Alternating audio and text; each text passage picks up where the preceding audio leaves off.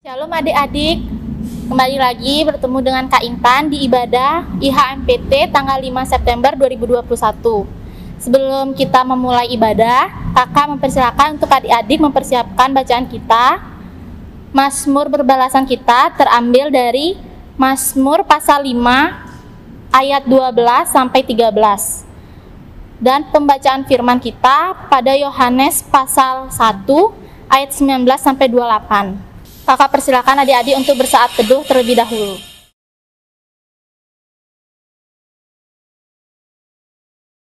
Kakak undang adik-adik untuk berdiri. Mari kita menghadap Tuhan sambil bernyanyi dari Gita Bakti 164. Terpujilah Allah, hikmahnya besar.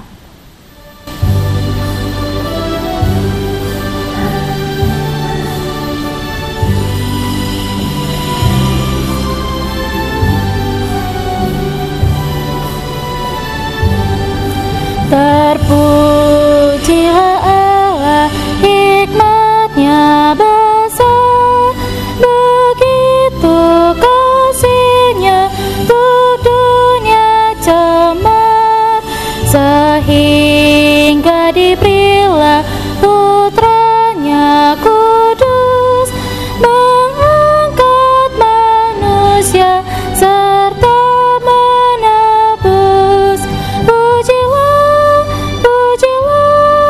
Buatlah dunia bergemar, mendengar suaranya. Dapatkanlah Allah demi putranya, beri puji padanya sebab hikmatnya. Mari kita berdoa.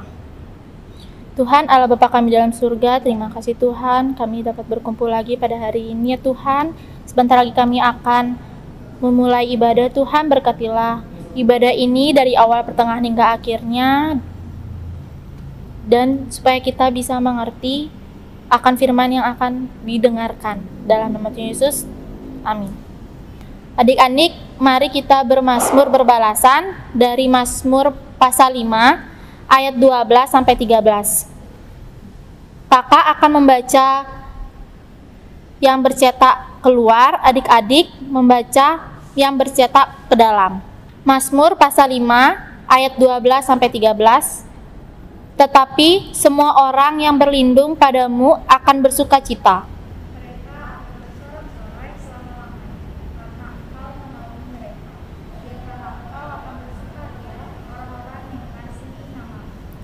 Sebab Engkaulah yang memberkati orang benar ya Tuhan. Engkau memagari dia dengan anugerah-Mu seperti perisai. Baik adik-adik, mari kita menyambut firman Tuhan, bernyanyi dari Gita Bakti 22, Besar dan Ajaib.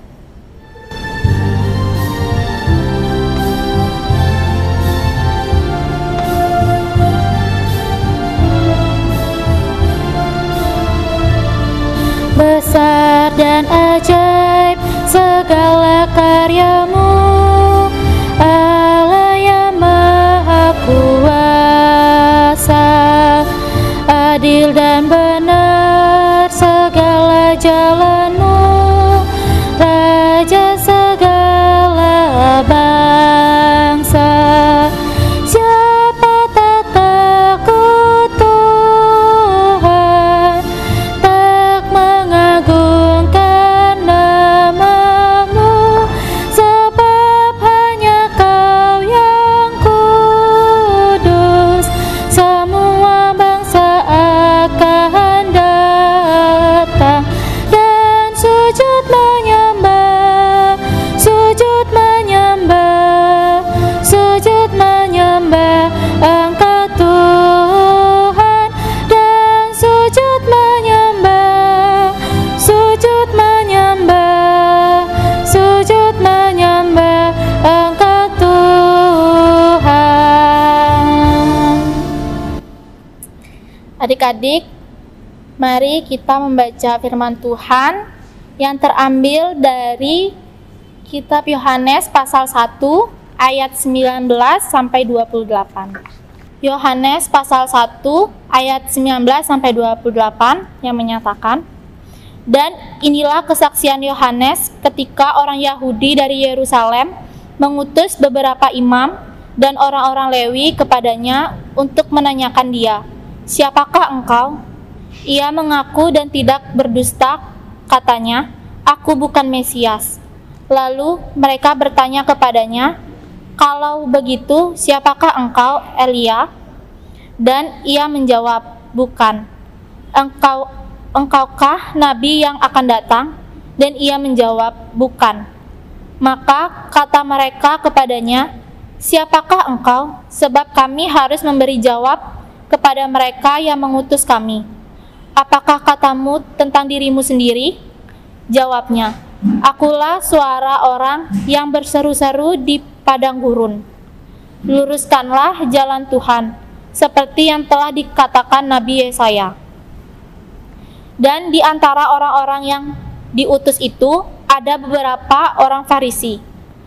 Mereka bertanya kepadanya, katanya, 'Mengapakah engkau membaptis jikalau engkau bukan Mesias, bukan Elia, dan bukan Nabi yang akan datang?'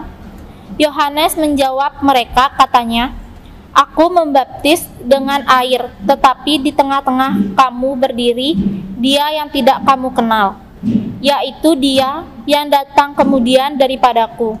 Membuka tali kasutnya pun aku tidak layak.'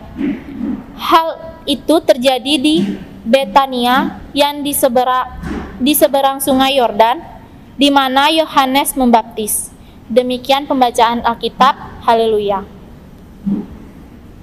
Baik adik-adik, kita akan pisah kelas. Kelas Eka akan dilayani oleh Kak Amel dan kelas Dwi bersama Kak Charles. Shalom dan selamat hari Minggu buat adik-adik layan sekalian. Ya, sekali lagi senantiasa ketika dalam ibadah secara online seperti ini, kakak selalu mengajak ya adik-adik sekalian untuk kita bersyukur sebab anugerah Tuhan di dalam kehidupan kita sungguh sangat luar biasa ya. Sampai dengan detik waktu di hari ini, kita masih diberikan kesempatan untuk menikmati segala sesuatu yang baik dari Tuhan. Itulah anugerah yang diberikan Allah kepada kita. Sebab itu mari dengan hati yang penuh dengan syukur, kita mau naikkan kembali pujian hormat hanya kepada Tuhan saja. Adik-adik layan yang dikasihi oleh Tuhan Yesus, di kesempatan Minggu pagi hari ini, kita baru saja membaca ya satu bagian firman Tuhan, secara khusus di dalam Injil Yohanes pasal 1 ayat 19 sampai dengan ayatnya yang ke-28. Dan di dalam kesempatan pagi ini, kita akan merenungkannya di dalam sebuah tema bersaksi dengan kerendahan hati. Adik-adik yang kekasih, dalam teks bacaan kita pada kesempatan Minggu pagi hari ini, diketengahkan atau dibicarakan kepada kita tentang seorang tokoh yang sangat luar biasa, yaitu Yohanes Pembaptis. Pada zamannya, Yohanes Pembaptis sesungguhnya dia mendapat sekali banyak gelar di hadapan orang-orang yang hidup sesama dengan dia. Ada yang memanggil dia sebagai seorang nabi, ada yang kemudian memanggil dia sebagai seorang guru, ada juga yang menyebut dia sebagai seorang pengkhotbah hebat atau seorang pengkhotbah besar. Ada yang kemudian memberikan gelar sebagai seorang penginjil dalam zaman perjanjian baru. Adik-adik layan, dia adalah seorang anak, ya, atau seorang anak Tuhan, seorang hamba Tuhan yang sangat luar biasa. Kalau kita baca dalam catatan Alkitab, dalam bagian firman Tuhan, di kesempatan pagi hari ini, dan juga kalau kita baca dalam biografi kehidupannya secara khusus di dalam kitab-kitab Injil, khususnya di dalam kitab Injil Lukas, kita akan menemukan bahwa kebesaran, kemuliaan, kehormatan yang dimiliki oleh Yohanes itu dimulai atau dia dapatkan sejak ia ada di dalam kandungan. Proses, tak kala dia dikandung, kemudian dilahirkan juga, disertai dengan peristiwa-peristiwa yang sangat luar biasa. Kalau kita bandingkan ya dengan Injil Matius misalnya, dia lahir dari seorang keluarga imam, ayahnya adalah seorang imam besar, namanya adalah Sakaria, dan ibunya adalah Elisabet. Sakaria itu mempunyai hubungan yang dekat, hubungan kekeluargaan dengan Maria, ibu dari Tuhan Yesus. Sejak dia masih bayi, ya, dikatakan dalam firman Tuhan, sejak dia masih di dalam kandungan itu dia sudah penuh dengan Roh Kudus. Ya. Firman Tuhan juga memberikan terang, khususnya di dalam Injil Matius dikatakan bahwa saat ibunya diketahui mengandung, maka ayahnya menjadi bisu, tidak dapat berbicara selama dalam proses kehamilan ibunya, sampai pada peristiwa kelahiran Yohanes, barulah kemudian Imam Sakaria dikaruniakan Tuhan untuk kembali dapat berbicara, memuji, dan memuliakan nama Tuhan.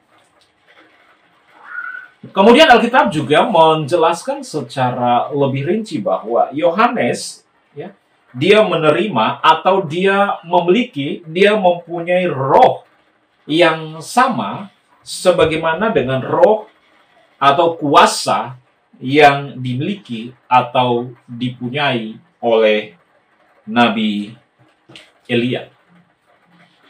Ini adalah peristiwa ajaib yang menyertai akan kehidupan Yohanes sejak dia dikandung, ketika dia dilahirkan, bahkan di dalam proses pelayanan yang dia kerjakan di hadapan manusia.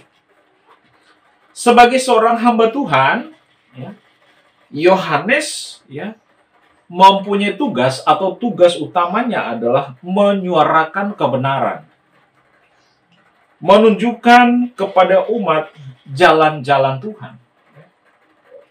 Dan pelayanannya ini secara nyata dilakukan dengan cara dia membaptis orang-orang yang sudah memberi diri untuk hidup di dalam pertobatan.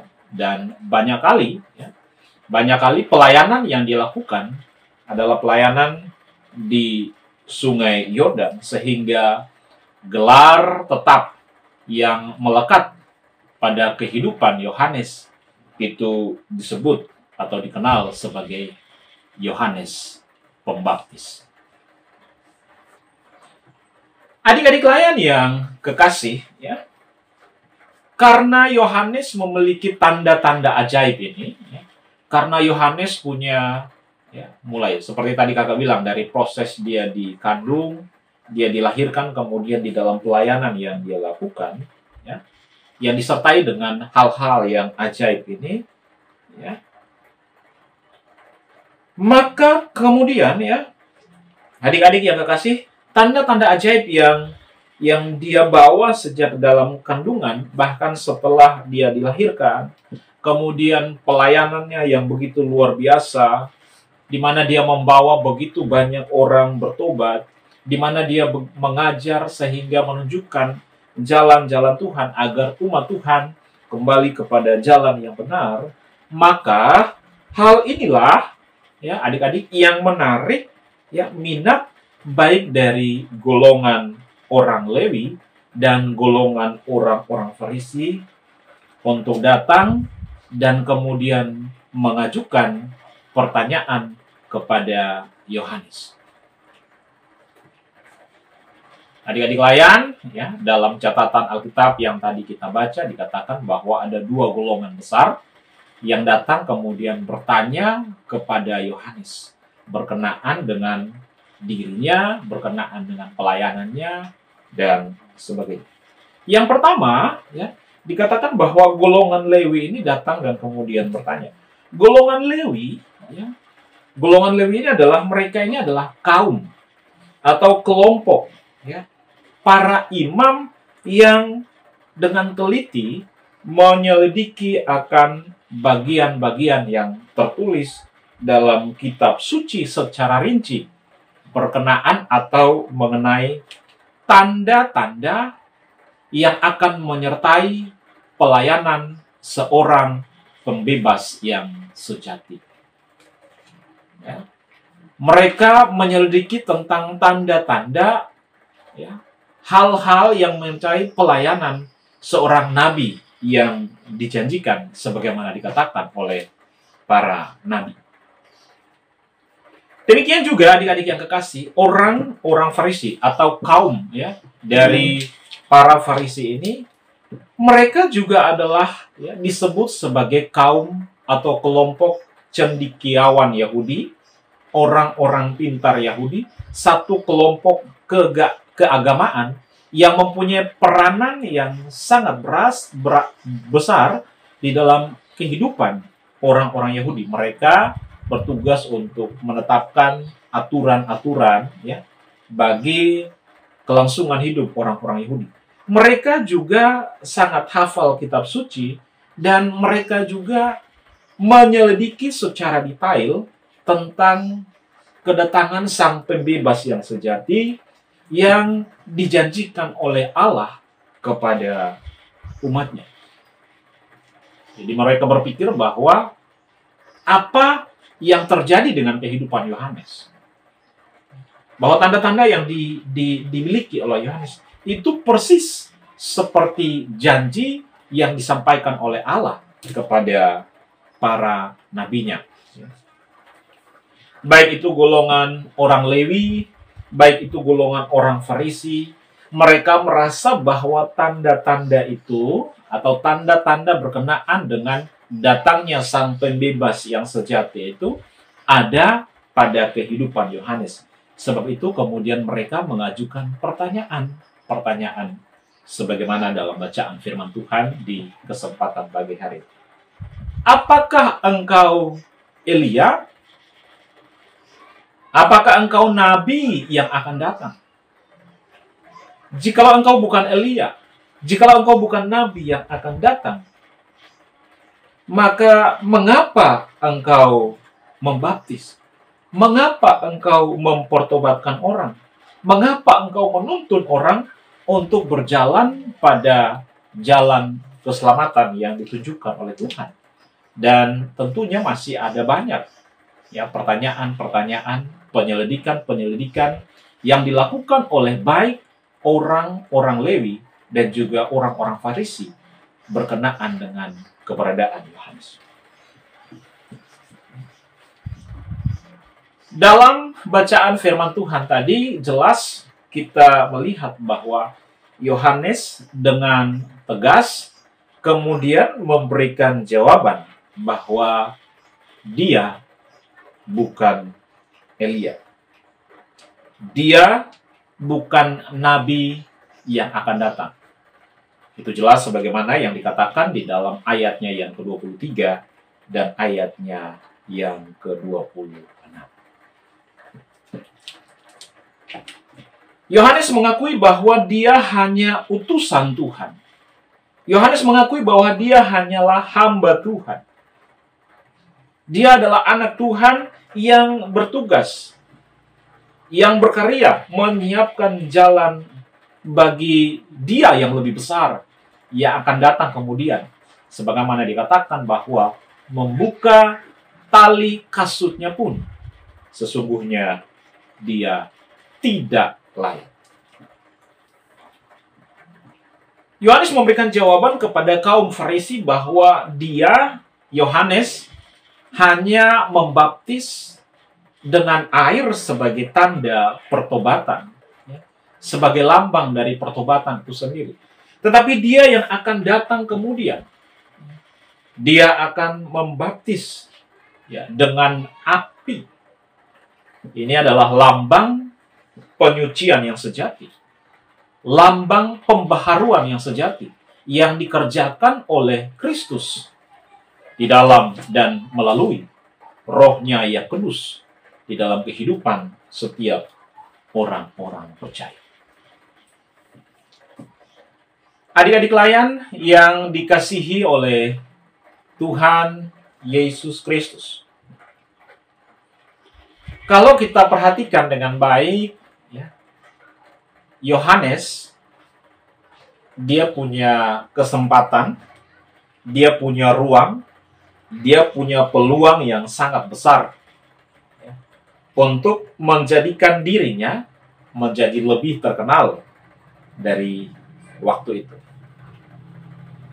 Ketika dia mengaku bahwa dia adalah nabi yang akan datang, ketika dia mengaku bahwa dia adalah Elia saja, itu sudah memberikan peluang dan kesempatan bagi dia untuk menjadi lebih terkenal.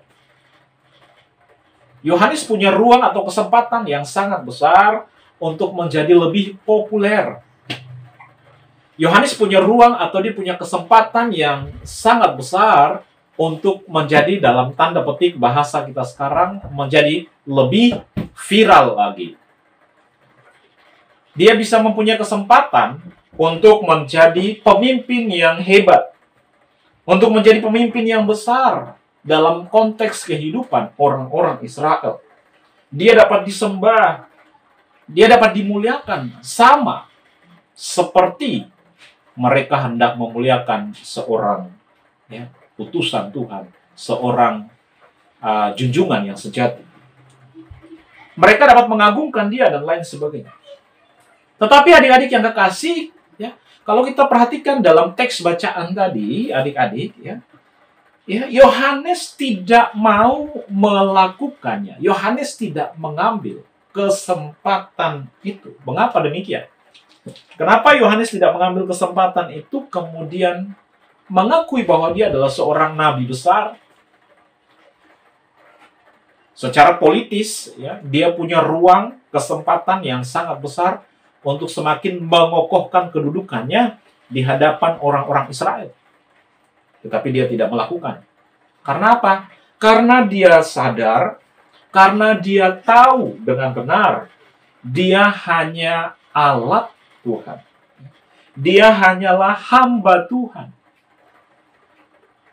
yang harus menggenapi rencana besar Allah Bapa yang akan dikerjakan di dalam Kristus Yesus Tuhan yang akan datang kemudian daripada diri. Adik-adik layan yang kekasih, dari kehidupan Yohanes, kita bisa mengambil beberapa nilai hidup penting yang dapat kita terapkan di dalam proses perjalanan iman kita sebagai teruna Kristen, secara khusus dalam tanda petik teruni GPIB Maranatha di Denpasar. Ada beberapa nilai hidup yang bisa menjadi bagian dalam perjalanan kehidupan kita, di mana Yohanes menunjukkan satu sikap hidup yang konsisten, satu sikap hidup yang kokoh, satu sikap hidup yang kuat, satu sikap hidup yang lurus pada ketetapan Allah berkenaan dengan dirinya. Yang kedua, adik-adik layan yang kekasih, dia mempunyai sikap rendah hati. yang sangat luar biasa. Dia menunjukkan sikap ketaatan kepada Allah. Setia menjadi bagian nyata dari kesaksian hidupnya selama dia melakukan pelayanan di tengah-tengah dunia ini.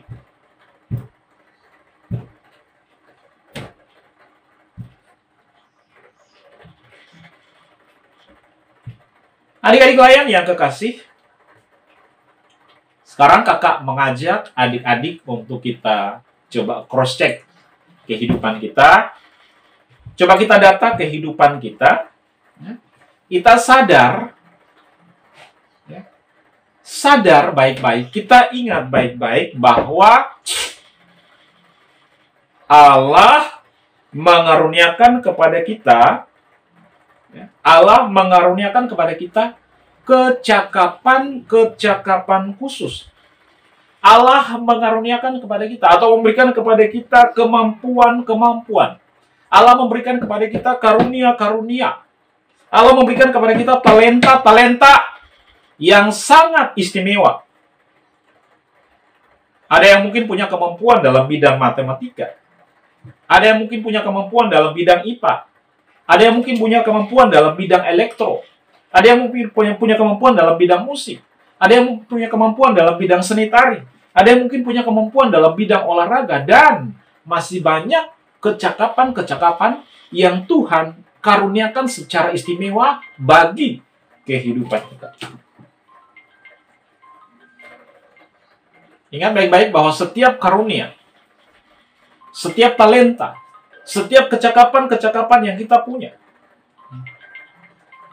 itu harus kita kembalikan untuk hormat dan kemuliaan nama Tuhan. Roma pasal 11 ayat 31 berkata, segala sesuatu adalah dari Dia, oleh Dia, bagi Dialah kemuliaan sampai selama-lamanya.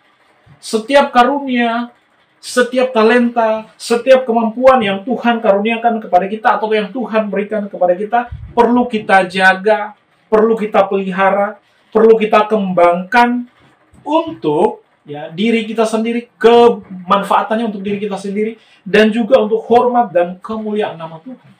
Setiap kemampuan, setiap karunia yang ada pada kita perlu kita asah, perlu kita latih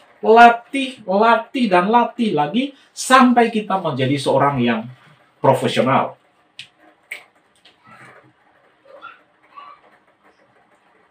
Adik-adik yang kekasih, kelak jikalau adik-adik sudah menjadi profesional dalam bidang-bidang tertentu seperti yang tadi kakak sebutkan, dalam bidang matematika, musik, seni tari, olahraga, dan lain sebagainya.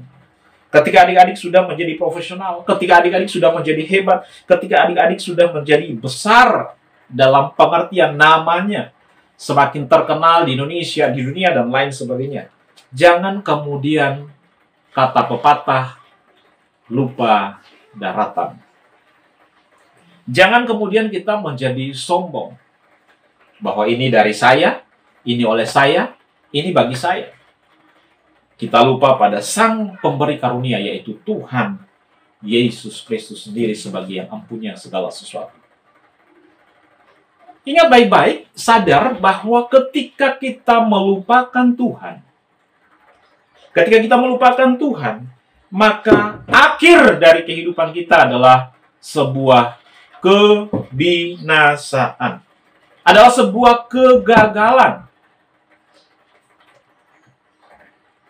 Marilah adik-adik yang kekasih di dalam Tuhan Yesus, kita belajar sebagaimana apa yang ditunjukkan oleh Yohanes, bahwa setiap kecakapan, setiap karunia, yaitu adalah sebuah kesempatan untuk kita bisa bersaksi tentang kebesaran, tentang kemuliaan Allah. Kita bersaksi lewat kehidupan kita untuk membawa orang-orang pada jalan-jalan Tuhan. Kita bisa bersaksi, bukan sebaliknya. Kita menggunakan kesempatan itu untuk menjadi sombong, untuk menjadi angkuh, menjadi tinggi hati. Firman Tuhan berkata, Allah menentang orang-orang yang congkak, tetapi Dia mengasihi orang-orang yang rendah hati. Tuhan Yesus, sumber segala damai sejahtera, kiranya memberkati kita sekalian. Baik adik-adik, mari kita merespon firman Tuhan bernyanyi dari Kidung Jemaat 376 bait 1. Ikut di Kau saja Tuhan.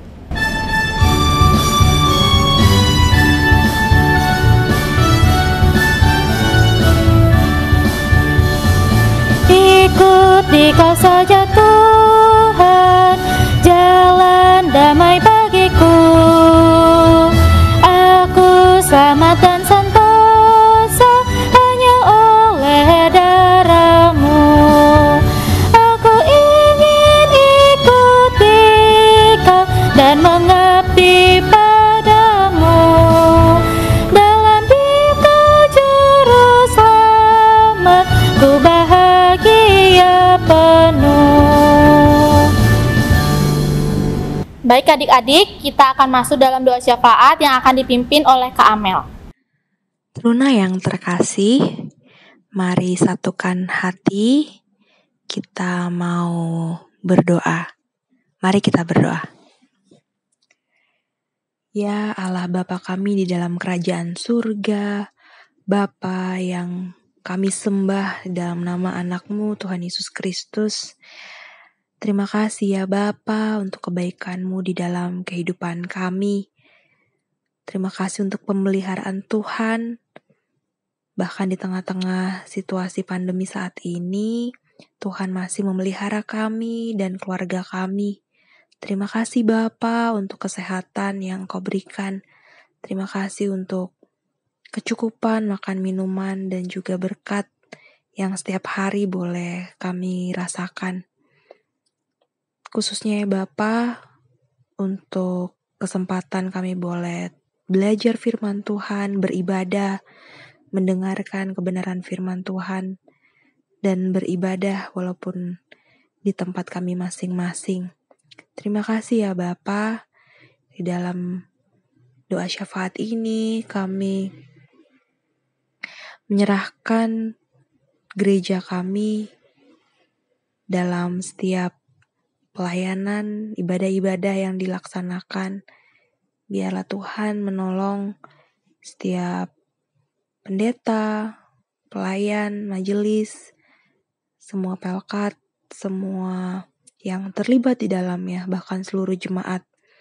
Biarlah gereja kami boleh saling menguatkan satu sama lain. Kehadiran gereja kami bisa menjadi berkat bagi di tengah-tengah kota Denpasar, menjadi berkat bagi orang yang membutuhkan dan mau datang kepada Tuhan. Kami berdoa juga untuk bangsa kami Indonesia ini, Tuhan berkati pemimpin-pemimpin kami, khususnya Bapak Presiden Tuhan. Kau berkati agar Bapak Presiden kami bisa dengan bijaksana dari Tuhan, ia bisa memimpin bangsa ini, memimpin negeri ini dengan bijaksana, dengan hikmat yang berasal daripada Tuhan. Dan juga memimpin kami di setiap daerah, di Bali khususnya Bapa, agar setiap kebijakan yang diambil itu boleh demi kepentingan dan kesejahteraan masyarakat secara umum. Terima kasih ya Bapa. Kami berdoa untuk Pelkat Persekutuan Teruna kami, Tuhan berkati baik kakak-kakak layan, pengurus pelayan di dalamnya, dan juga setiap program yang sedang dan akan dilaksanakan. Tuhan berkati agar semuanya itu boleh berjalan dengan baik. Dan untuk adik-adik teruna, untuk setiap teruna baik kelas Eka maupun Dwi, Tuhan berkati dalam pelajaran mereka, sekolah mereka setiap hari. Biarlah mereka boleh mengerti, memahami, dan bisa menangkap setiap pelajaran, materi-materi yang mereka dapatkan. Dan kira itu boleh berguna untuk masa depan para adik-adik teruna kami ini ya Bapa. Berkatilah orang tua kami ya Bapa, Papa dan Mama kami dalam kerja usaha tiap-tiap hari. Tuhan berkati, Tuhan cukupkan setiap kebutuhan keluarga kami. Berikan kesehatan, umur panjang bagi kedua orang tua kami. Biarlah orang tua kami boleh tetap sukacita di dalam Tuhan, terus berjalan, bekerja dalam kejujuran dan takut akan Tuhan, sehingga nama Tuhan boleh dipuji dan dipermuliakan melalui keluarga kami. Terima kasih ya Bapa, kami serahkan pergumulan kami yang boleh dihadapi oleh masing-masing kami hari lepas hari. Jauhkanlah kami dari sakit penyakit, virus-virus berbahaya, celaka dan mara bahaya Bapa. Biarlah hidup kami boleh berjalan dengan baik dan kami pergunakan sebaik mungkin untuk melayani Tuhan dengan talenta dan seluruh keberadaan kami. Biarlah hanya nama Tuhan boleh dipuji dan dipermuliakan melalui hidup kami. Inilah kami Tuhan, anak-anak-Mu, kami alaskan doa kami ini hanya dalam satu nama Tuhan Yesus Kristus yang sudah mengajarkan kami berdoa. Bapa kami yang ada di surga, dikuduskanlah nama-Mu, datanglah kerajaan-Mu, jadilah kehendak-Mu di bumi seperti di surga. Berikanlah kami pada hari ini makanan kami yang secukupnya, dan ampunilah kami akan kesalahan kami, seperti kami juga mengampuni orang yang bersalah kepada kami. Dan janganlah membawa kami ke dalam pencobaan, tapi lepaskanlah kami daripada yang jahat. Karena Engkaulah yang mempunyai kerajaan dan kuasa dan kemuliaan sampai selama-lamanya.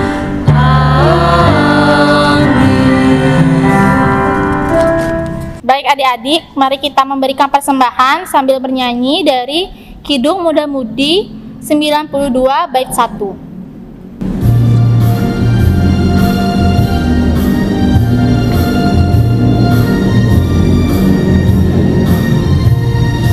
Kita menaburkan biji kebenaran pada pagi hari, siang dan petang.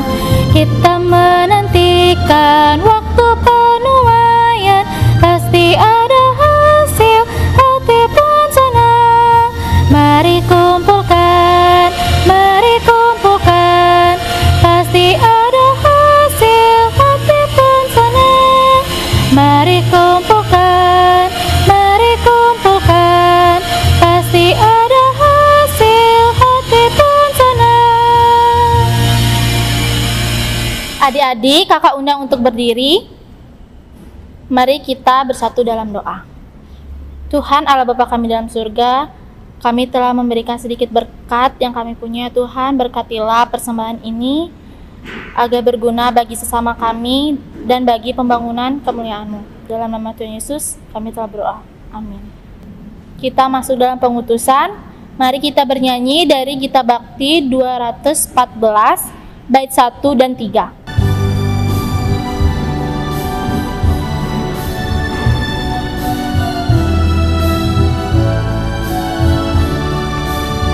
Tiap langkahku diatur oleh Tuhan, dan tangan kasih-Nya memimpinku.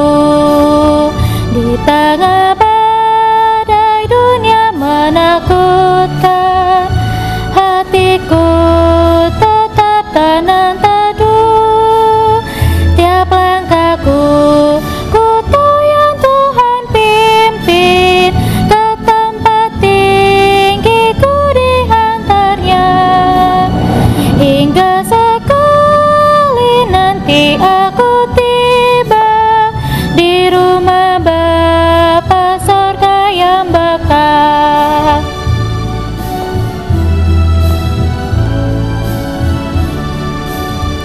Di dalam Tuhan saja harapanku, sebab di tangan-Nya sejahtera. Dibukanya Yerusalem yang baru, kota Allah suci mulia. Tiap langkahku kutu yang Tuhan pimpin, ke tempat tinggiku dihantarnya.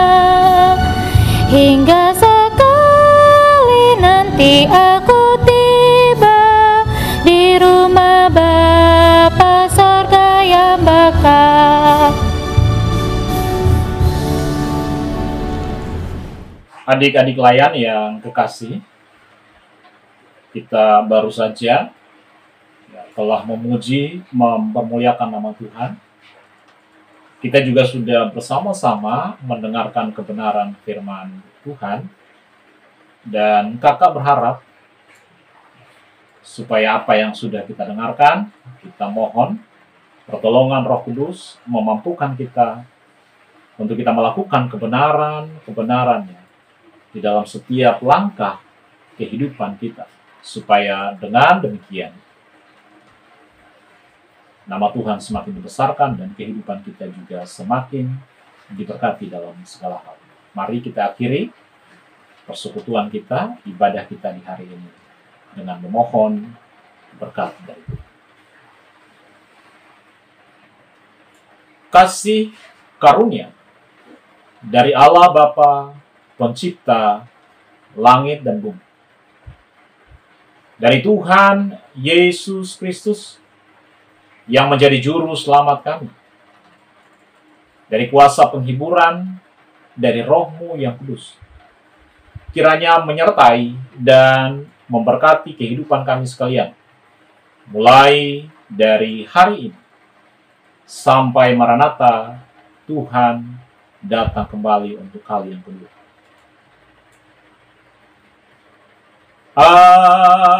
Amin. Amin.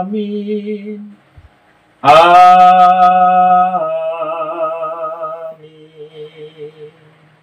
Baik adik-adik, ibadah telah selesai. Selamat hari Minggu. Tuhan Yesus memberkati.